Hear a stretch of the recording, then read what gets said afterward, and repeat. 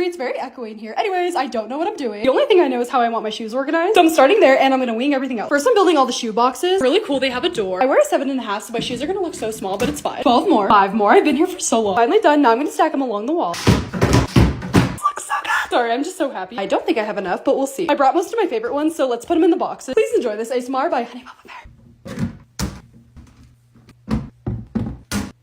Just putting these on top for now. Definitely gonna need more boxes, but it looks so good. Now I'm gonna organize my workout clothes. I've always wanted a workout section, so that's gonna be this side. First, I'm putting in these tension rods. My workout sets are going here. Instead of, well, I can't even talk. 3 a.m. again. Okay, anyways, I'm gonna hang these up.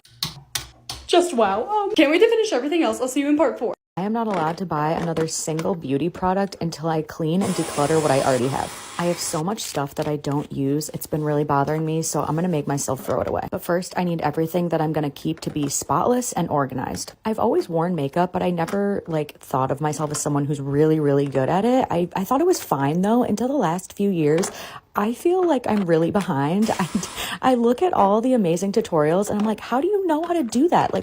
Who taught you this? I don't know, I'm 30. Maybe that's just how you feel when you're 30. I've been buying some new makeup products that I've seen on TikTok, but so many of the things I have are literally from 2017. These Milani blushes that I'm keeping 100%. I bought those in 2017. Makeup is so expensive now. It's so overwhelming. I don't know how everyone is buying so much, but I really want to buy new makeup. I probably have 100 videos on here saved of products that people recommend that I want to buy. Here's what I'm throwing away, mostly stuff that's old or just isn't the right shade, doesn't look good on me, I never use it. Honestly, I think a lot of this stuff I got in Ipsy bags 7 years ago. I'm decluttering my hair care products too. This is what I'm keeping.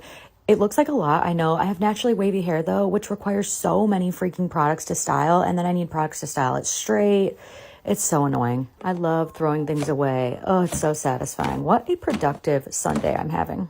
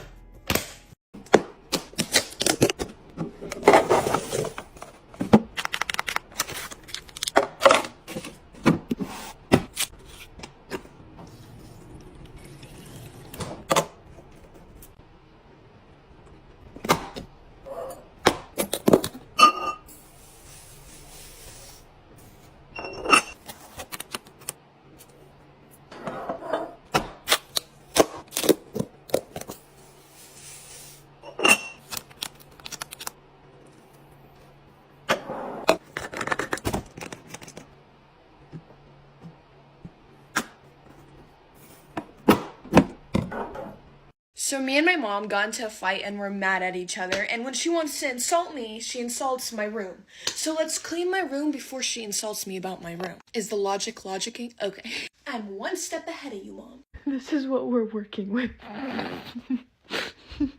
Budge.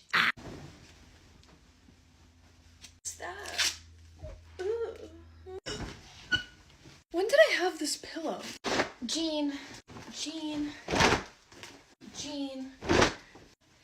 When did I buy this? I found it!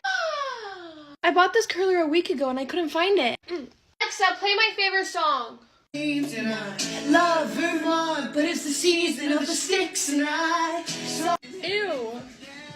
come home for Christmas.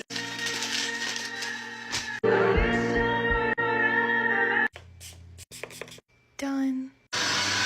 Love you, Mom.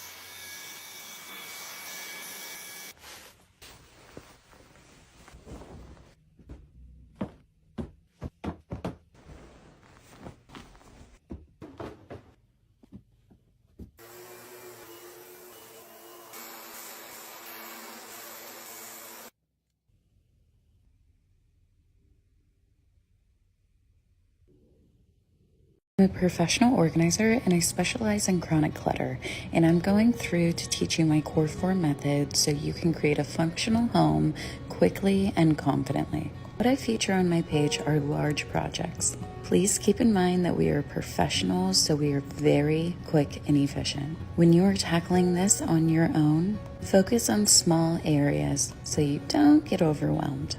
The first step of my core 4 method is clear out. This is where we remove trash, and for this bathroom, we don't have enough space in here, so we're gonna clear out the cabinets and put them into our sorting bins. When you work through a space, I highly recommend that you have bins on hand. This makes it much easier to sort and categorize. Once our cabinets are emptied, we're gonna move on to step 2, categorize. As you can see, we have a lot to get through, so I'm gonna give you some pro tips for when you are categorizing. This process can be very exhausting. One way to reserve your energy is to stay in one spot and have your sorting bins placed around you. Here I have one bin for each core category for a bathroom. I'm working through one miscellaneous bin and bag at a time and breaking it down into my categories. I stay very general, and if I have a large category like I do here with hair, I get a bit more detailed. Now that the client will be able to see everything she has, it's time for step 3, cut out. This is where she makes the decisions to declutter. On to our next categories. You can learn all of the core categories that we use for every home in my declutter kits, which you can find on my page. Now it's time for step 4, contain. I'm figuring out what bins are best to use for each category. We always store our like items together and never overcrowd our containers because we want the system to be maintainable and not overflow. Moving everything back into the bathroom, cleaning off those shelves, now we're ready to give everything a home. The placement is customized based on what the client is using regularly. Creating a simple system of organization is all about ease of access, seeing and knowing what you have, and making it as easy to get and put things away. This project, we're focused on functional organizing and not too focused on the aesthetics, so we use very simple, low-cost bins. If you remember the before and in 4 hours with 3 professionals, here is our after. If you're ready to take the small steps to work through your home, you can download my declutter kits, and I also offer virtual coaching. All you can find on my page.